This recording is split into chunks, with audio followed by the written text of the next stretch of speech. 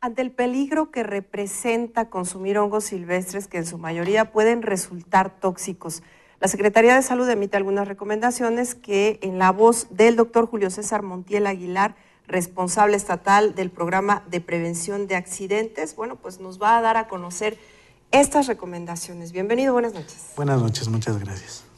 Pues una situación que estaba platicándome hace unos segundos antes de entrar al aire, que es difícil a veces por las características del hongo, pues reconocerlo. ¿En Tlaxcala hay zonas entonces de riesgo me refiero con hongos tóxicos? Claro que sí. En nuestro estado, todas las zonas boscosas, por las características de suelo, facilitan y favorecen el crecimiento de todo tipo de hongos, incluyendo los hongos tóxicos, de tal manera que es muy posible encontrar hongos, tanto comestibles como hongos tóxicos, en diferentes partes e inclusive juntos. Entonces, esto condiciona también que las personas que se dedican a la recolección, si no los conocen, si no identifican el tipo de hongo que crece en esa zona, pueden sufrir una intoxicación por esta causa, ¿no? Entonces, ¿es posible saber cuando un hongo es tóxico? O sea, es decir, es muy visto, pues, a la hora que lo vemos es reconocido. Lo ideal es, existen hongos que por sus colores vivos, por sus características que ya están identificados como hongos tóxicos.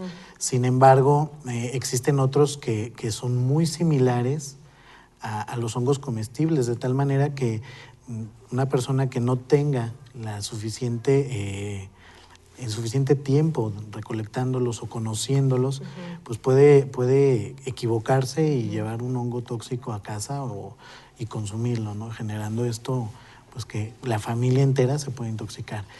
¿Y cuáles son los síntomas de la intoxicación, doctor?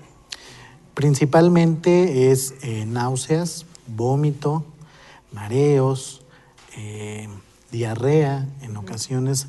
Todo depende de la cantidad de tóxico, de toxina del hongo que haya sido ingerida.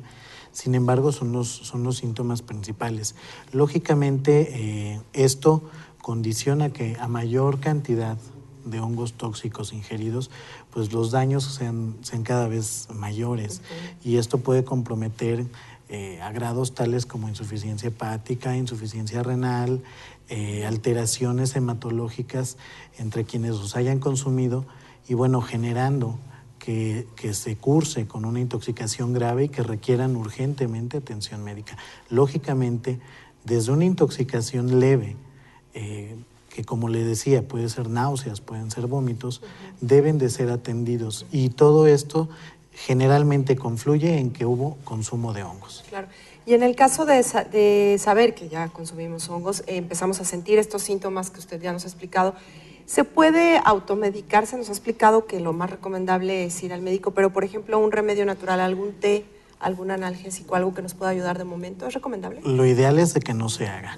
La recomendación principal es que acudan a los servicios de salud, tantos centros de salud, para que de ahí sean referidos a las unidades hospitalarias o directamente a los hospitales de la Secretaría de Salud, donde, bueno, ya se tiene la indicación del señor secretario de Salud, el doctor Alejandro Guarneros Chumacero, de tener especial atención en estos casos para dar el tratamiento oportuno y limitar los daños en lo más posible. Muy bien. Y doctor, finalmente, ¿cuál sería el mensaje para la población que está escuchando, está viendo esta entrevista y que quizá tiene hongos a su alrededor, me refiero en su patio, quizá en el terreno de junto y los ha recolectado incluso? ¿Cuál sería el mensaje?